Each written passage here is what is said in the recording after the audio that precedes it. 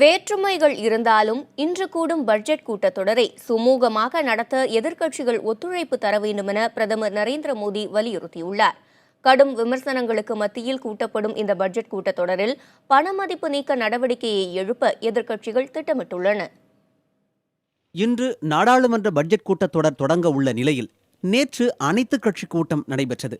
5 மாநில சட்டப்பேரவை தேர்தல்களிலும் பட்ஜெட் அறிவிப்புகள் தாக்கத்தை ஏற்படுத்தும் என்று எதிர்க்கட்சியினர் கூறி வருவதால் நேற்றைய கூட்டத்தில் அவர்களை சமாதானப்படுத்தும் முயற்சி மேற்கொள்ளப்பட்டது.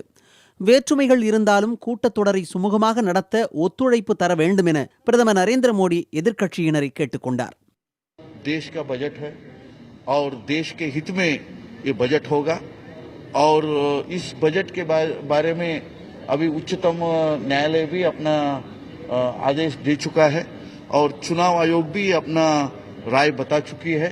इसलिए मुझे लगता है हर बार जैसे बजट पेश होती है इस बार भी बजट पेश होगा और ये देश के हित में होगा और इसके बारे में चर्चा होगा. 2012 சட்டப்பேரவை தேர்தலை கருத்தில் கொண்டு அப்போதைய ஐக்கிய முற்போக்கு கூட்டணி அரசு பட்ஜெட் கூட்டத்தொடரை ஒத்திவைத்ததை குறிப்பிட்ட காங்கிரஸ் மூத்த தலைவர் குலாம் நபி ஆசாத், மத்திய அரசின் தற்போதைய பட்ஜெட்டில் மக்களை கவரும் வகையிலான அறிவிப்புகள் இருக்கக்கூடாது என்று வலியுறுத்தினார்.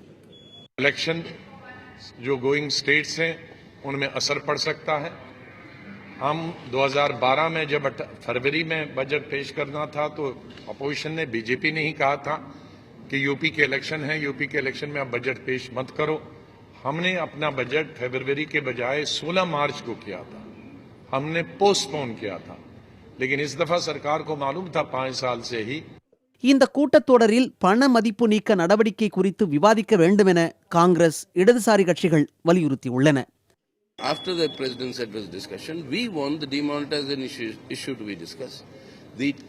The troubles that have been imposed on the vast mass of people in various sections, those issues to be discussed. So we want 2 days devoted to issues of public importance and the 3 days devoted for the debate on the president's address and the motion of thanks.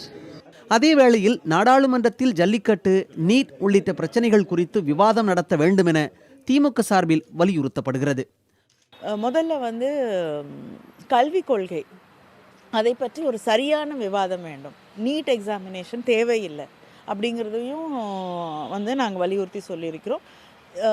மறுபடியும் state லிஸ்ட்லேயே கல்வி அப்படிங்கிறது மறுபடியும் மாநிலங்களுடைய அதிகாரத்தின் கீழ் கொண்டு வரப்பட வேண்டும். அதை பற்றி ஒரு விவாதம் வேண்டும் என்று முன்வைத்திருக்கிறோம். அனைத்து கட்சி கூட்டத்தை புறக்கணித்த திரிணாமுல் காங்கிரஸ் பண மதிப்பு நீக்க நடவடிக்கைக்கு எதிர்ப்பு தெரிவிக்கும் விதமாக முதல் 2 நாள்கள் அக்கட்சியின் உறுப்பினர்கள் பங்கேற்க மாட்டார்கள் என்று தெரிவித்திருக்கிறது. புதிய தலைமுறைக்காக செய்தியாளர்கள் குழு.